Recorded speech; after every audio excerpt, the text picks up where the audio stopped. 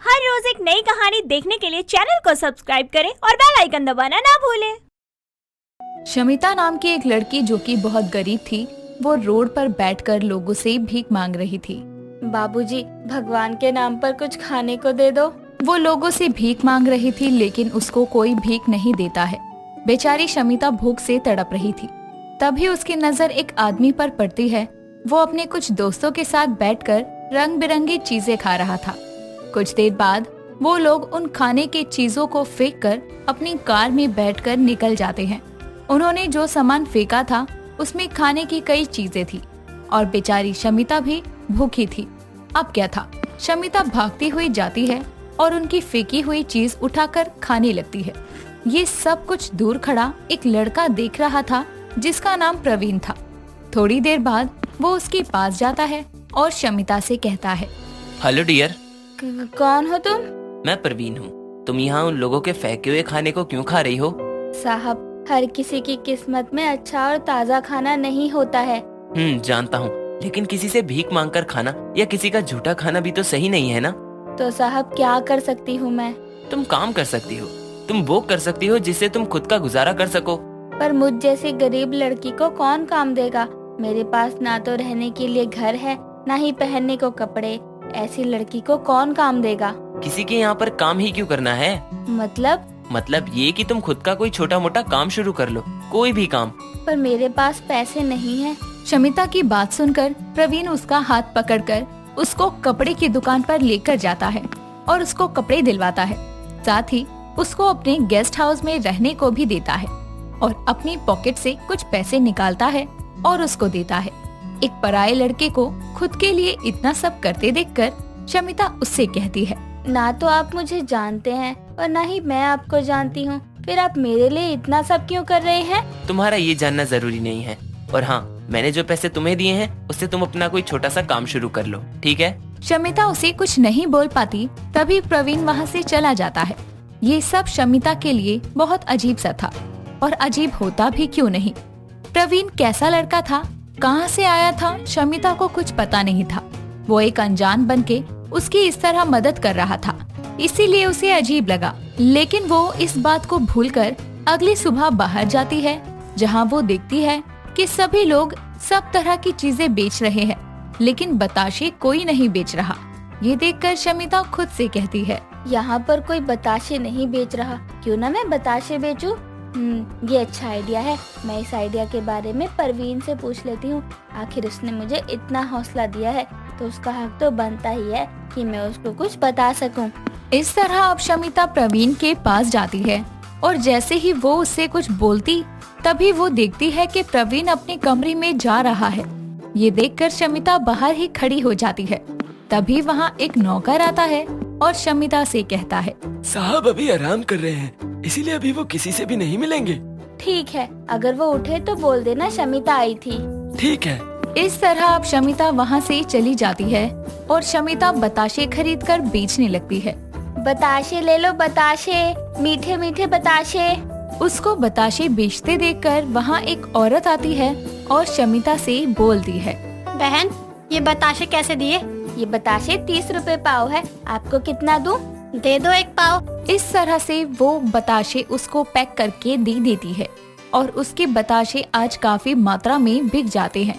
ये देख शमिता बहुत खुश होती है और ये खुशखबरी बताने के लिए वो एक बार फिर प्रवीण के पास जाती है और इस बार वो प्रवीण से मिल ही लेती है। तुम्हें पता है, मैंने अपना काम शुरू कर दिया है और अगर ये काम चल गया ना तो मैं जल्दी ही आपके पैसे और आपका घर लौटा दूंगी। उसकी खुशी देखकर प्रवीण भी खुश होता है और उससे बोलता है, अरे वाह, बहुत अच्छी बात है, लेकिन वो घर मुझे नहीं चाहिए। मैं चाहता हूँ कि वो तुम ही ले लो। पर क्यों साहब? समय आने पर पता चल जाएगा।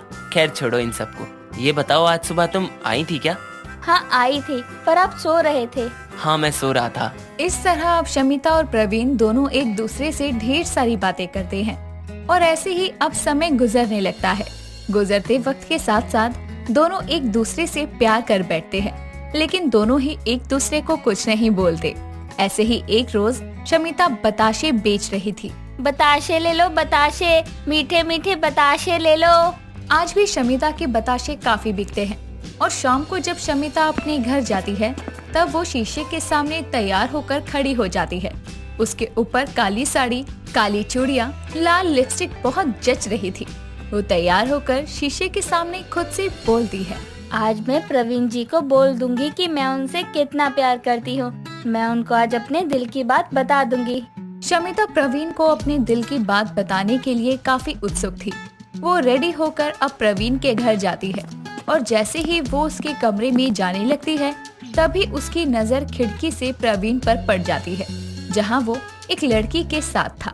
वो लड़की प्रवीण को बेड पर लेटा रही थी। ये देख शमिता के पैरों तले जमीन खिसक जाती है और वो अपने मुंह पर हाथ रखकर बहुत रोने लगती है। उस दिन वो प्रवीण से नहीं मिलती और चुपचाप वहाँ से चली जाती है। ये सब कुछ प्रवीण का नौकर देख लेता है, लेकिन वो कुछ नहीं बोलता। वो रोती रोती सो जाती है।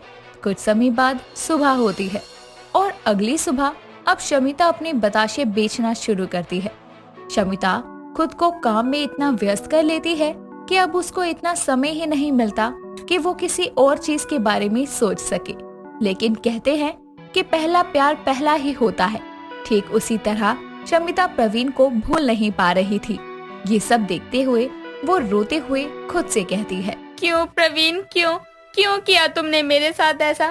पहले तो मेरी मदद करी, उसके बाद एक अच्छे दोस्त बने, और जब मुझे प्यार हो गया तो तुम किसी और के साथ और तुम किसी और के साथ रहोगे क्यों नहीं? आखिर मैं एक भिखारन और गरीब बताशे वाली ही तो हूँ। वो खुद से रोते हुए बात कर रही थी, तभी वहाँ पर एक लड़की आती है और उससे बात करने की कोशिश करती है। पर ये क्या, ये लड़की तो वही थी जो उस दिन प्रवीण के साथ थी। ऐसा कुछ नहीं है शमिता जैसा तुम सोच रही हो। तुम तो वही हो ना जो उस दिन? हाँ, मैं वही हूँ जो उस दिन प्रवीण के साथ थी, लेकिन ना तो मैं उसकी दोस्त हूँ ना ही उसकी जीएफ। मैं एक डॉक्टर हूँ, डॉक्टर अनीशा। शमिता, तुम्हारा प्यार जिसको तुम गलत बोल रही हो, जिसके साथ तुम मेरा नाम जोड़ रही हो, उसके पास अब ज्यादा समय नहीं है। वो तुमसे आखिरी समय में मिलना चाहता है। क्या? हाँ शमिता, उस दिन जो आपने देखा, उस दिन उनकी तबीयत काफी ज्यादा खराब हो गई थी और मैं उनके साथ ही थी। डॉक्टर अनीशा और प्रवीण एक साथ बैठे हुए थे। डॉक्टर अनीशा, मैं ज्यादा अब चल नहीं सकता, तो इसीलिए वकील को कहकर आप मेरी सारी प्रॉपर्टी शमिता के नाम करवा दीजिएगा। मैं उससे प्यार करता हूँ, लेकिन मैं उसको कुछ नहीं बता सकता, क्योंकि मैं नहीं चाहता वो एक ऐसे लड़के से प्यार करे जिसके पास उसकी जिंदगी ही नहीं है। मैं उसको ये नहीं बताना चाहता कि वो जिससे प्यार करती है वो खुद किसी के सहारे का मोहताज है। कोई बात नहीं, मैं हूँ ना, सब ठीक हो जाएगा। इस तरह प्रवीण उठने लगता है, लेकिन वो उठकर चल नहीं पाता। जिसके बाद अनीशा उसको उसके बेड पर लेटाने लगती है और उसको लेटाते हुए शमिता देख लेती है। जिसके बाद वो वहाँ से चली जाती है। तो वहीं इस बात से अनजान प्रवीण की अब उसकी मुलाकात शमिता से नहीं होगी। वो बेहद बीमार हो जाता है और समय के साथ वो सब कुछ शमिता के नाम कर देता है और अब वो अनीशा से बोलता है, अनीशा जी, मैं चाहता हूँ कि मेरे आखिरी समय में शमिता मेरे साथ हो, इसीलिए आप उसे यहाँ लेकर आ जाओ। अब बताओ कहाँ से है वो गलत? अब क्या था, शमिता रोते हुए प्रवीण के पास जाती है, जहाँ वो उसको आखिरी सांसें लेते हुए देख फूट फूट कर रोते हुए प्रवीण से कहती है, प्रवीण, आज मुझे समझ आ गया। जब मैं आपसे कोई सवाल करती थी तो आप मुझे क्यों कहते थे कि समय आने पर पता चलेगा, लेकिन मैं आपके बिना कैसे रहूंगी? प्रवीण सिर्फ सुन और अपनी बॉडी की मूवमेंट कर सकता है, वो कुछ बोल नहीं सकता। प्रवीण, मैं आपकी सुहागन बनना चाहती हूँ। बाबा, आप सिंदूर ला दीजिए प्लीज।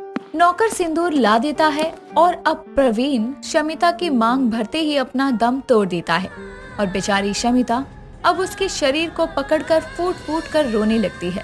शाम के करीब 6 बजे नित्या अपने कमरे को तहस नहस करती हुई कपड़ों के बीच उलझी होती है। तभी वहाँ परेशान होकर अपनी भाभी निहारिका को आवाज लगाते हुए कहती है, भाभी कहाँ हो आप? मेरे कमरे में आओ। अरे अभी तो चाय देकर गई थी, अब क्या हो गया? हाय राम, कमरे को कबाड़ क्यों बना रखा है और तुम क्यों ऐसी कपड़ों के ढेर के बीच पड़ी हो? भाभी, मेरा नीला वाला सूट नहीं मिल रहा, सारी की सारी अलमारी छान मारी, बेड में भी देख लिया पर सूट नहीं मिला। और मिलेगा भी नहीं क्योंकि तेल गिरने से वो बेकार हो गया था और उसके बाद वो कहाँ गया मुझे भी नहीं पता। मतलब मेरे पीछे घर में मेरे कपड़ों का ये हाल होता है। भाभी मैं कल क्या पहन कर जाऊंगी? आपकी साड़ी? बिल्कुल नहीं, ये जो कपड़ों का बाजार लगा रखा है ना, इसमें से ही कोई पहन लेना और कल का कल सोचना। पहले कमरा ठीक कर लो अपना। मैं नहीं कर रही। एक तो जो चीज घर में नहीं है उसे ढूंढने के लिए मैंने इतनी मेहनत कर दी, अब इन सबको समेटने में मेहनत करूं? मैं नहीं कर रही। मैं चली अपनी दोस्त से मिलने। अरे ओ कहाँ चली? अरे सुनो। नित्या अपनी भाभी की एक नहीं सुनती और वहाँ से चली जाती है। उसका फैला कमरा देखकर निहारिका का दिमाग खराब होने लगता है। फिर भी वो मन मार कर कमरे को ठीक करने लगती है। तभी वहाँ उसकी सास मंजू आकर कहती है, अरे बहू, खाने में आज गोभी। अरे तो नित्या के कमरे में क्या कर रही है इस समय? आपकी बेटी का फैलाया रायता समेट रही हूँ। महारानी सारे कपड़े पलंग पर पटक कर अपनी सखी से भेंट करने जो गई है। थोड़ा अच्छे से साफ कर दियो, काम करने की आदत नहीं है ना उसे। हाँ तो काम बिगाड़ कर मेरे लिए आफत क्यों खड़ी करती रहती है? और ये उसका आज का नहीं हमेशा का है। अरे बगली, छोटी ननद है तेरी, अब ननद तो नादानी होती है। हाँ हाँ सब जानती हूँ, कोई नहीं हंस लो आप भी, मेरा भी समय आएगा। सासू माँ देख लेना, क्योंकि सब दिन होत ना एक समान, ये तो आपने सुना ही होगा। अरे सुनियो सुनाइयो तो बाद में, पहले कमरा साफ कर और जल्दी से खाना बनाने की तैयारी कर। इतना कहकर मंजू वहाँ से चली जाती है। निहारिका की ननद नित्या उसके लिए रोज कोई न कोई आफत खड़ी कर दिया करती, जिसके चलते कभी कभी निहारिका परेशान हो जाती। लेकिन बड़ी भाभी होने के कारण उसे ही सब समझना पड़ता। समय बीतता है। एक दिन घर की सफाई करते हुए अचानक ही निहारिका चक्कर खाकर गिर पड़ती है। डॉक्टर को बुलाने पर पता चलता है कि वो माँ बनने वाली है। खुशखबरी सुनकर सभी घर वालों के चेहरे पर मुस्कान आ जाती है। मुझे तो यकीन ही नहीं हो रहा कि मैं पापा बनने वाला हूँ। कहीं मैं सपना तो नहीं देख रहा ना? ओहो भैया, अब आपको पिंच करके बताऊं क्या? अरे ये सब सच है। मैं तो बहुत खुश हूँ। इस घर में कोई छोटा या छोटी आने वाला है। तू तो खुश है, लेकिन आज के बाद से हम सबको बहू की खुशियों का भी ख्याल रखना होगा, क्योंकि वो खुश रहेगी तो बच्चा भी खिलखिलाता हुआ पैदा होगा। हाँ हाँ सासू माँ, लेकिन अभी उसके लिए बहुत टाइम है, तो आप सब अपनी उत्सुकता को बचा कर रखिए। ऐसे ही 6 महीने का समय बीत जाता है। प्रेगनेंसी में भी अब तक निहारिका बिना किसी दिक्कत के सारे काम किया करती और सब कुछ ठीक चल रहा था। तभी एक दिन निहारिका कपड़े सुखाने के लिए बाल्टी लेकर छत पर जा रही होती है। तभी उसकी सास मंजू उसे रोककर कहती है, अरे बहू कहाँ जा रही है? नीचे उतर। नित्या, ओ नित्या। हाँ क्या हुआ? हुआ नहीं, लेकिन मेरे हाथों से तेरी पिटाई जरूर होगी। अब तेरे होते हुए इस हालत में बहू सीढ़ियाँ चढ़े, थोड़ी शर्म कर लेना लायक। अरे मैं क्यों शर्म करूं? अभी कपड़े सुखाने हैं तो सीढ़ियाँ तो चढ़नी पड़ेंगी। सासू माँ, जब तक आप दोनों बहस कर रहे हो मैं सोफे पर बैठ जाऊँ। देख देख निकम्मी, उस बेचारी से खड़ा भी नहीं हुआ जा रहा, फिर भी सब काम कर रही है। चल बाल्टी उठा और कपड़े सुखा के आ। आजा बहू, तू आराम से बैठ। हाँ नित्या, छत पर जा रही हो तो अचार की बरनी भी लेती आना, और हाँ मिट्टी के बर्तनों में पंछियों के लिए पानी भी डाल देना। हाँ हाँ क्यों नहीं। वैसे कोई काम रह गया हो ना तो वो भी बता दो। नहीं बस इतना ही, बाकी छत से नीचे आओगी तो मेरे पैर की थोड़ी मालिश कर देना। वो सासू माँ, मेरे पैर थोड़े सूज गए हैं ना। हाँ बहू क्यों नहीं, कर देगी वो। तू आराम से बैठ, मैं तेरे लिए चुकंदर का जूस लाती हूँ, ताकत के लिए बढ़िया होता है। इतना कहकर मंजू किचन की तरफ चली जाती है तो नित्या भी मुंह बनाते हुए कपड़ों से भरी बाल्टी लेकर छत पर जाती है। ऐसे ही अपनी भाभी की प्रेगनेंसी के कारण अब काम करने की बारी नित्या की होती है, जिसके कारण अब वो पहले जैसे खाली नहीं बैठ पाती। एक सुबह नित्या अच्छे से बन ठन कर कॉलेज के लिए निकल रही होती है। तभी उसका भाई उसे रोक कर बोलता है, अरे नित्या, कॉलेज जा रही है क्या? हाँ भाई, सुबह सुबह और कहाँ जाऊंगी? क्यों, कोई काम है? हाँ, वो मैं ऑफिस में बहुत बिजी रहने वाला हूँ, इसीलिए तेरी भाभी के रूटीन चेकअप के लिए छुट्टी नहीं ले सका, तो तू निहारिका को क्लिनिक लेकर चली जाइयो। अरे भाई, भाभी कोई बच्ची थोड़ी ना है, अकेली चली जाएंगी ना। बच्ची नहीं है, लेकिन एक बच्चे की माँ बनने वाली है। अकेले डॉक्टर के पास कैसे जाएगी? मानव के पास समय नहीं है, तो एक दिन तू चली जा अपनी भाभी के साथ, क्या दिक्कत है? दिक्कत तो ये है कि मुझे पार्टी में जाना है, लेकिन इन लोगों को बताया तो ये ताने देकर मेरी हालत खराब कर देंगे कि भाभी की प्रेगनेंसी मेरे लिए आफत से कम नहीं है। ठीक है, चली जाती हूँ माते। इतना कहकर वो वापस कमरे में चली जाती है। दोपहर के समय दोनों ननद भाभी क्लिनिक से लौट रहे होते हैं। तभी निहारिका नित्या से कहती है, नित्या, मेरा चाट खाने का बहुत मन कर रहा है, चलो ना बाजार चलते हैं। भाभी आप पागल वागल हो क्या? माँ ने मना किया है ना कि बाहर का कुछ नहीं खाना। फिर अरे पर उन्होंने ही तो कहा था कि कुछ भी खाने के लिए मन नहीं मारना। चलो ना, अब चलो भी। तभी निहारिका उसे बाजार ले जाती है और दोनों ननद भाभी मिलकर चाट खाती है, जिसके बाद दोनों घर की ओर चल देती है। कुछ ही देर में निहारिका अपने मुंह पर हाथ रख लेती है और नित्या कहती है, क्या हुआ भाभी, कहीं उल्टियाँ तो नहीं आ रही? हाँ, मन तो ऐसा ही हो रहा है। कहा था ना मत खाओ चाट, लेकिन मेरी तो आप सुनती नहीं। अरे 20 सड़क में उल्टियाँ मत कर देना, वरना सरे बाजार मेरी इज्जत का फलूदा हो जाना है। मुझसे बर्दाश्त नहीं हो रहा नित्या।